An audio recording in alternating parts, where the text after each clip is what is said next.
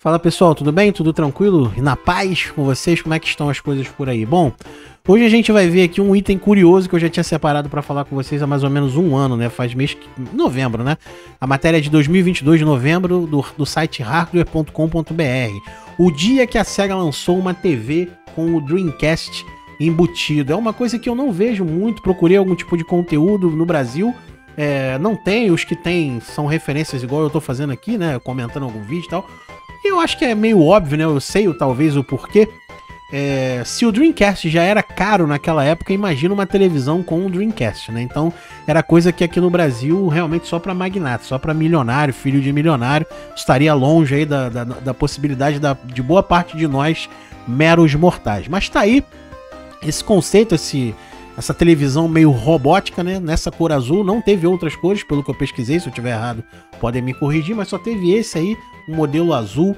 E vamos lá, vamos comentar, vamos ver do que se trata. Já já a gente vai ver um videozinho rolando aí, ó. Ao longo de 50 anos de história, a indústria de consoles já tentou algumas fórmulas bem ousadas. Uma delas é a ideia de um videogame embutido numa TV, aquele famoso All-in-One, que une televisor e uma plataforma de games.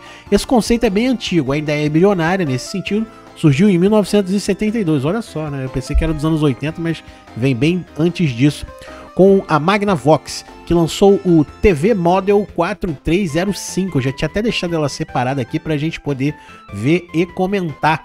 Ele já trazia, essa televisão da Magnavox já trazia embutida lá o Odyssey, que naquela época era o suprassumo, né? Foi um dos primeiros, se não me engano, foi o primeiro videogame assim caseiro, produzido em larga escala, tudo mais, junto com o Atari. Ficou aquela guerra ali, né? Mas o Magnavox, se eu não me engano, o Odyssey, melhor dizendo, foi o pioneiro, veio antes até do Atari. Eu posso estar enganado aí nas datas e tal, mas enfim, naquela época, em 1972, cara, você imagina, né?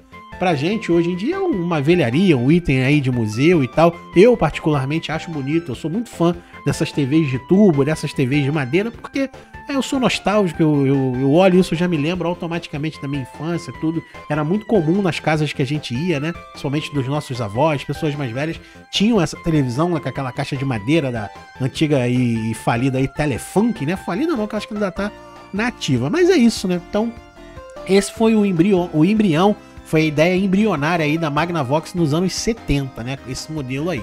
Vamos seguir aqui, ó. Outras tentativas foram feitas ao longo de décadas seguintes, como a Philips 2YT CD1 130, nossa, esse é nome de robô, de 1991, com um CD embutido. E a Sony Bravia KDL 22 PX300, de 2010, com o PlayStation 2 integrado. Essa também eu já tinha deixado salvo aqui, porque eu não achei... É bonita, não é feia. Imagina, né? Naquela época, 2010, a gente tá falando de 13 anos atrás, um passado não tão distante, mas devia ser caríssimo também, né? As televisões LED, a própria LCD e tal, estavam começando, né? As vendas estavam começando a despontar para a Copa, que teve aquela Copa de 2010 e tal, então as vendas explodiram.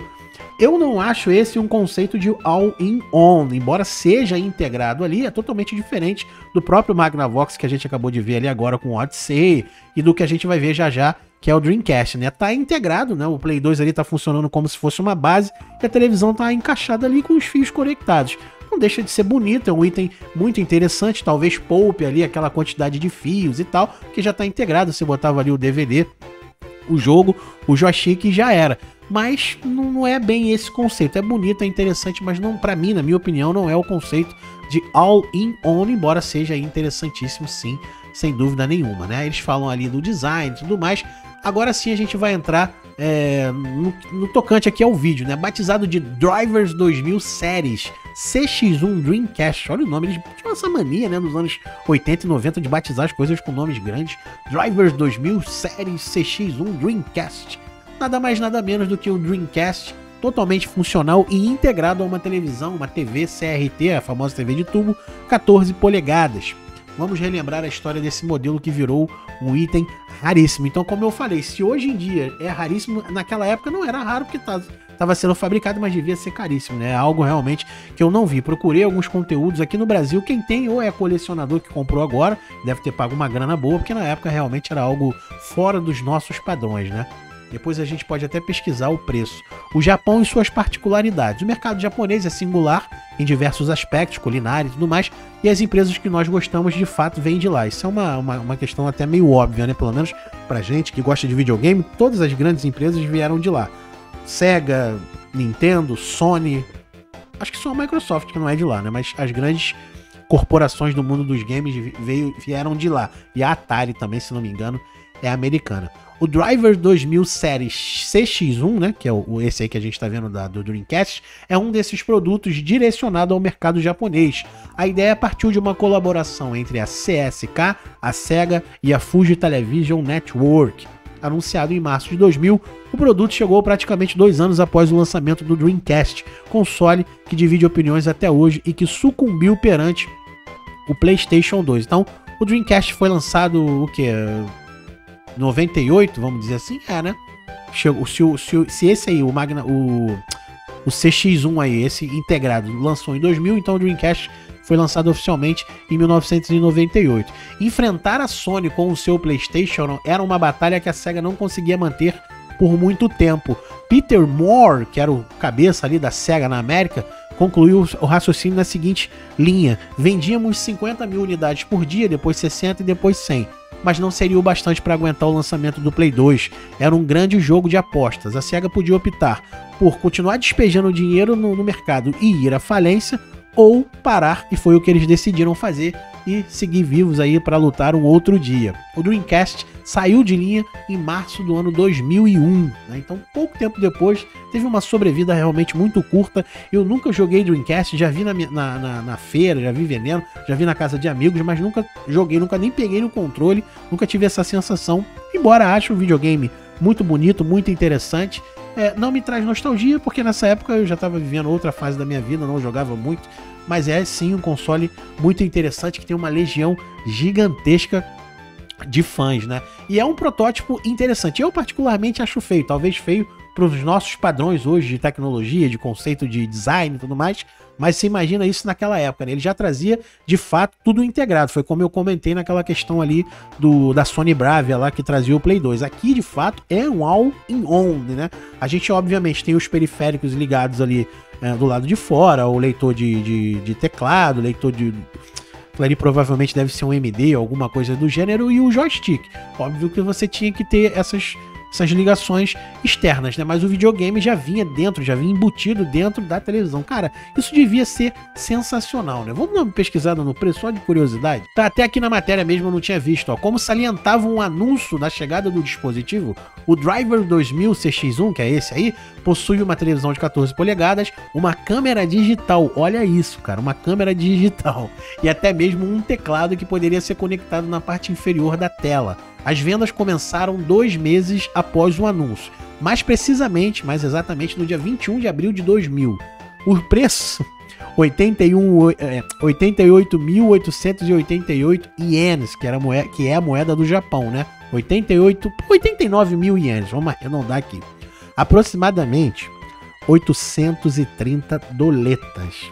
Se hoje isso é dinheiro, você imagina naquela época. Hoje, 5 vezes 8 daria quase 4.500 reais, né? Só pra gente ter uma ideia aí do valor. Quase isso sem imposto, tá? Sem imposto. Então, se por um acaso você é colecionador ou algo do gênero e tá pensando em importar isso, sem a tarifa de taxação, só o console você vai pagar cerca de 4.000 reais, arredondando para baixo, né? 4.000 reais aí nessa faixa. Isso na época que eu tô falando, na época, né? Com as tarifas e tudo mais, provavelmente você ia passar de 5.000, 6.000 reais fácil, né? Fácil.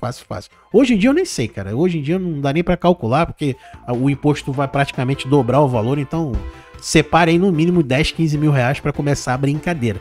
E é um item raríssimo, né? Você não encontra com muita facilidade no eBay, em outras plataformas. Quando encontra tem algum tipo de defeito, não dá imagem, coisas do gênero. Mas você imagina isso em 2000, há 23 anos atrás. Se hoje 5 mil reais, vamos botar que seria o valor dele mais ou menos hoje, né? Se custasse 830 dólares hoje, com os impostos e tudo mais, arredondando 5 mil reais. Hoje, se 5 mil reais hoje é muita grana, você imagina naquela época, né? Por baixo aí eu chuto que, convertendo, seria o equivalente a 20 mil reais hoje em dia, 15 mil, nessa faixa aí. Era algo realmente estratosférico. Se tiver alguém da área de economia e de matemática puder fazer essa conversão pra gente, seria interessante. Caríssimo, né? Caríssimo, era algo realmente fora dos nossos padrões totalmente, né? Pra finalizar aqui, antes de botar o vídeo pra gente acompanhar, porque eu também nunca vi, cara. Eu separei a matéria, eu nunca vi. Fui correr atrás do vídeo. Agora, o link do canal da pessoa vai estar aqui na descrição. É um canal gringo, porque como eu falei, não achei aqui no Brasil nada. Só pra gente ver as especificações. Executando uma versão personalizada do sistema operacional Microsoft Windows CE, que era aqueles que vinham naqueles dispositivos portáteis, né? O precursor do Windows Mobile. É alimentado por uma CPU Hitachi SH4 de 200 MHz, processador gráfico Power V2C com um G-Drive, executando uma versão personalizada do sistema operacional Microsoft Windows CE, que é aquele que vinha aportado ali naqueles dispositivos mobile. É o precursor do Windows Mobile. Vinha muito em Palm Top, celulares da época lá e tal. É alimentado por uma CPU Hitachi SH4 de 200 MHz, um processador gráfico PowerVR 2DC, com um GD Drive de alta densidade para jogos e reprodução de CD. O sistema também podia funcionar como um modem do Dreamcast para acesso à internet e possuía uma conexão MIDI dedicada para dispositivos de música. Ressalta o comunicado da imprensa sobre o lançamento do Driver 2000 CX1 na época. Cara, isso pra época era uma coisa fantástica, né? Os jogos em rede praticamente inexistiam, né? Estavam começando, estavam engateando.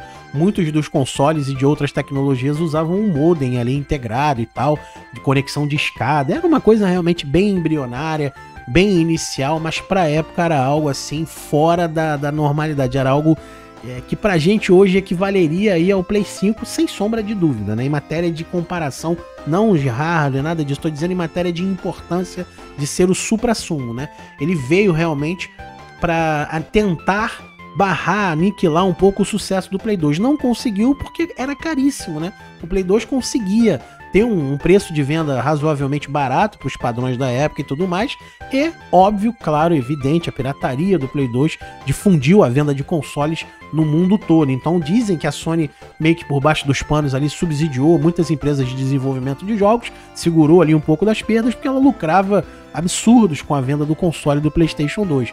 Então, embora, de novo, né, novamente, nem sempre hardware, potência, inovação vai ser sinônimo de mercado. A gente já teve N exemplos e a SEGA repetiu a mesma coisa que ela fez com o Dreamcast, repetiu em outras oportunidades. O próprio Mega Drive também sucumbiu uma época aí ao Super Nintendo, porque a SEGA sempre ficou aficionada, obcecada com essa questão de performance, de hardware e de tudo mais, e nem sempre esse foi o foco da Nintendo, como continua não sendo. Tá aí o Nintendo Switch, que não sai do mercado, não abaixa o preço, tem um hardware defasado se a gente for comparar com os padrões atuais, e nem por isso perde o mercado. Então a SEGA lançou esse monstro, esse robô, essa coisa maravilhosa, esse destruidor na época, mas custava caríssimo. Quer dizer, quem tinha condições de chegar na loja e dar $830, isso há 23 anos atrás, né? Era realmente coisa de rico, coisa de milionário. Vamos lá, vamos ver o vídeo dele aí, sem perder tempo. Parece um robô, né? Eu até fiz um short recentemente mostrando ele, aquele videozinho de 1 minuto, mas não dá pra ver em detalhes, aí dá pra gente ver mais em detalhes, né? Olha isso, cara. É literalmente uma televisão de 14 polegadas mesmo, com um Dreamcast dentro, né? Esse conceito que eu acho mais legal, né, cara? Você não tinha aquela fiarada, aquele monte de tralha, o Dreamcast tava ali dentro, mano, embutido no negócio. Cara, isso é surreal. Esse controle, embora eu ache ele sensacional, eu acho ele feio. Sei lá, depende do meu humor. Tem dia que eu acho o Dreamcast sensacional, tem dia que eu não gosto. Cara, muito, muito maneiro, muito bonitinho, né, cara? Hoje chama atenção, hoje é uma coisa legal, fantástica. Eu fico imaginando, toda vez que eu vejo um negócio desse, eu volto naquela época. Eu me coloco lá exatamente como um adolescente ou uma criança lá em 2000, há 23 anos atrás, e fico me imaginando, cara, me imagina eu ganhando isso. Como é que não deveria ser sensacional? Caríssimo, né, cara? Caríssimo. Tá aí. Então é uma curiosidade bacana, legal, né? Pra quem não... Muita gente me deu feedback naquele vídeo lá que eu fiz, o vídeo curto lá, os shorts, dizendo, pô, nunca nem tinha ouvido falar, nunca conhecia. Eu acho que existem muitas outras coisas que a gente nunca nem ouviu falar aqui, né? Principalmente aquilo que fica exclusivo no Japão, né? Aquilo que fica só lá no Japão. Mas nesse caso aí, não foi só no Japão, não. Vendeu no mundo todo, embora tenha em alguns países, como o Brasil, deve ter pouquíssimas unidades, se tiver, né? Eu nunca nem tinha ouvido falar sobre isso. É uma curiosidade Muito legal. Será que você conhece alguém aqui no Brasil que tenha? Já viu algum youtuber? Nem esses youtubers grandes eu nunca vi mencionarem isso. Mas aí tá aí. Ficou uma curiosidade legal pra gente. Espero que vocês tenham gostado. E é isso. Um beijo nas crianças. Até a próxima. Fui.